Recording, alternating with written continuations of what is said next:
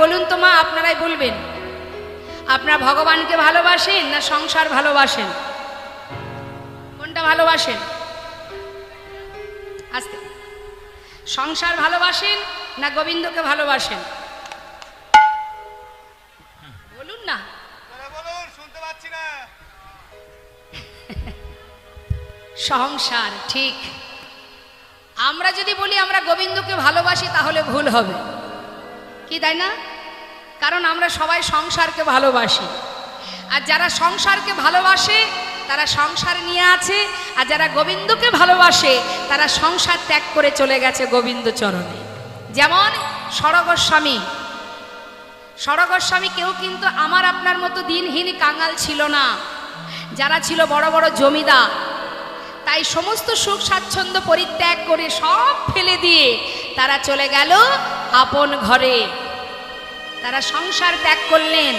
আপনাদের কাছেই এক ভক্তের কথা বলি, কান্দির যিনি ছিলেন জমিদার লালা জগৎ শেঠ, এত বড় জমিদার হয়েও সেই লালা যিনি বৃন্দাবনে চলে গিয়েছিলেন সব ত্যাগ করে, অর্থাৎ তারা ভগবানকে ভালোবাসে। আর যারা সংসার, মানে আমরা সংসার ভালোবাসি, আমরা কিন্তু ভগবানকে সংসারের মতো এত ভালোবাসতে পারিনি। হরি বল। তাই শাস্ত্রে বললেন আমরা এখনো মোহ ঘুমিয়ে আছি। আমাদের কলিহত জীবের কেমন অবস্থা একটু বলি শোনো, কি বলছেন শাস্ত্রে। মায়েরা একটু মন দেবেন। জয়নিতা, মায়েদের নিয়ে আমার খুব চিন্তা।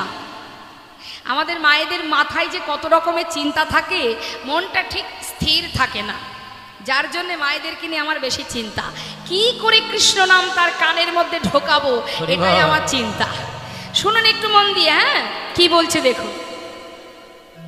রাম ভক্ত তুলসীদাস কলম দিলেন, সচ্চ কাহে তো মারে লঠা ঝুঠ জগৎ ভুলায়, गौरश गली गली फिरी सुरा बैठल बेचाए, गाभी को दही कुत्ता को पाले बाछुरी रह जाए भोखा, संबंध को अच्छा खिलाए लेकिन बाप रह जाए भोखा, चोर के छाड़े साधु के बांधे पथिक को लगाया फांसी, हाय रे कलियुग तेरी तामाशा दुख लगे और हासि।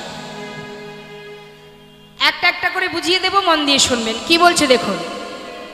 বললেন সচ্চ কাহে তো মারে লাঠা, কলিযুগে যারা সম্মানীয় ব্যক্তি তারা কি সম্মান পায় বাবা? হরি বল। গুরুর কথা শিষ্য শোনে, এখন শিষ্যদের কথা গুরুকে শুনে চলতে হয়। মা বাবার কথা সন্তান শোনে, সন্তানের কথায় মা বাবাকে চলতে হয়। স্বামীর কথায় স্ত্রী শোনে, স্ত্রীর কথায় স্বামীকে চলতে হয়। অর্থাৎ যারা সাধুগুরু বৈষ্ণব কলিযুগে তাদের সম্মান নেই, কিন্তু যারা ঘৃণিত ব্যক্তি, যাদের মুখ দেখা উচিত নয়, যাদের ছায়া মারানো উচিত নয়, কলিহত জীব সর্বদাই তাদের কাছে মাথা নত করে চলছে। এটা রাম ভক্ত তুলসীদাস কলম দিয়ে গেলেন, কলিহত জীবের কেমন অবস্থা হবে। হরি বল। ঘটছে তাই, মিলিয়ে নিন কথাগুলো। কি বলছে? বললেন ঝুট হয় জগৎ ভুলায়, ঝুট মানে মিথ্যা। এই জগৎটাকে ছেয়ে রেখেছে অত্যাচার, অনাচার, ব্যভিচার, দুরাচার,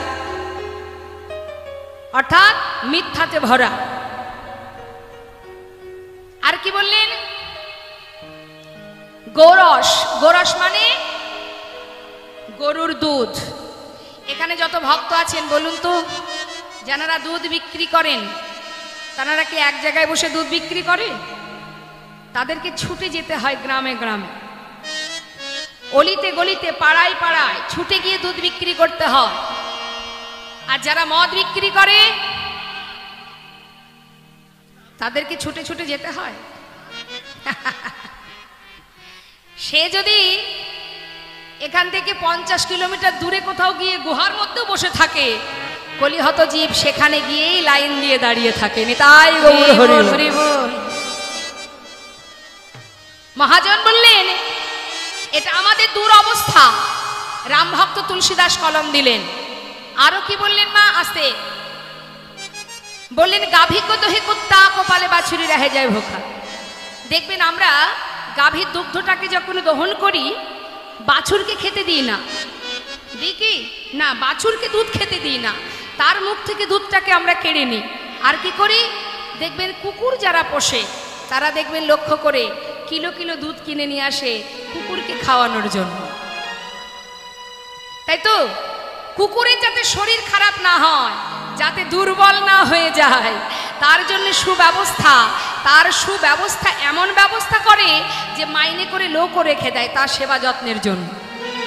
তাহলে আর সেই কুকুরের সঙ্গে সর্বদাই এক বিছানায় ঘুমাচ্ছি, একসঙ্গে চলছি, একসঙ্গে ঘুরছি, এই করতে করতে কুকুরের যেমন ধর্ম সারাক্ষণ ঘেউ ঘেউ করা, মানুষগুলো তেমন হয়ে গেছে সারাক্ষণ ঘেউ ঘেউ।